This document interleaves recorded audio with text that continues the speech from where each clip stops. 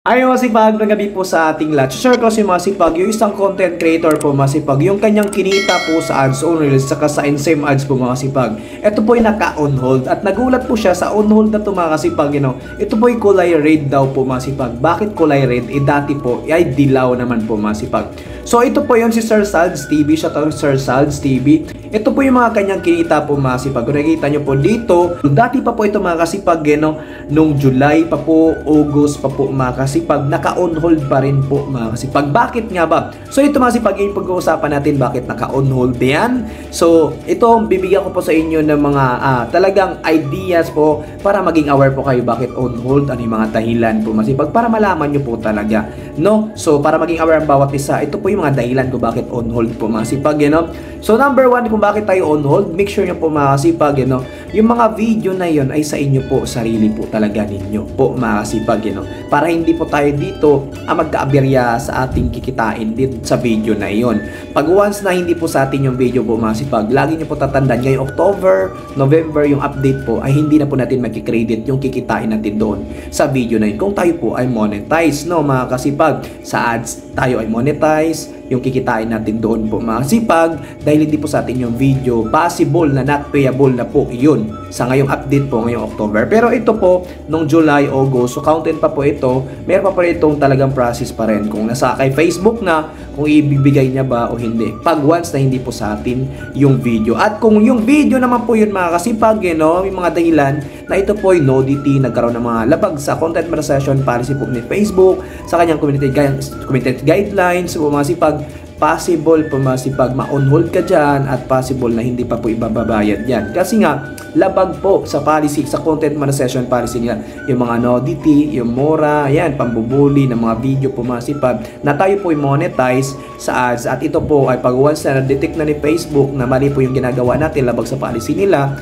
possible na ma-on hold at nasa kanila na po ang talagang desisyon, baka not payable. Pero lagi nyo po tatandaan po Masipag, nandun naman po yung pag-appeal natin, pag-concern, para malaman din po natin kung ano yung mga dahilan kung bakit hindi nila ibigay. Yun mga Masipag. May mga kaparaanan pa para makredit o mabayaran tayo o masahuran tayo sa mga video na iyon na kukuha nating mga kita doon sa mga ads. Yan mga Masipag, yun po yung una. At bakit nga ba on hold? Isa po sa mga dahilan kung bakit on hold ay baka naman ang ating mga bank account ay hindi pa po tayo nakagawa dyan. So wala pa po tayong mga bank account, hindi pa po natin na set up. So hindi pa po ito naging verified, lalo po sa tax information. Kinakailangan po ito maprobahan, mag-appear po ito yung ating true name, true identity. Lahat po Masipag-update po dapat ang ating mga email.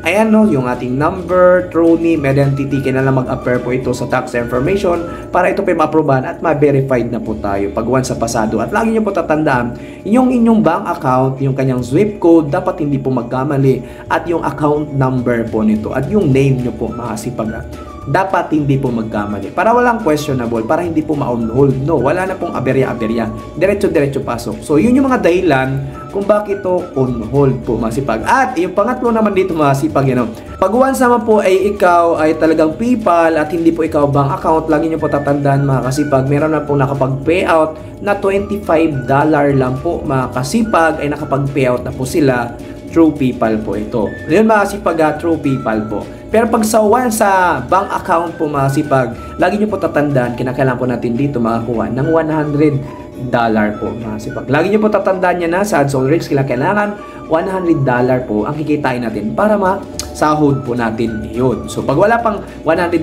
po mga Kasipag, iipon-ipon pa po iyan po mga Kasipag. Maliban na lang kung tayo po ay PayPal po mga Kasipag, possible na masasahod po natin iyon pag umabot tayo ng $25. So makakapagmerienda na tayo.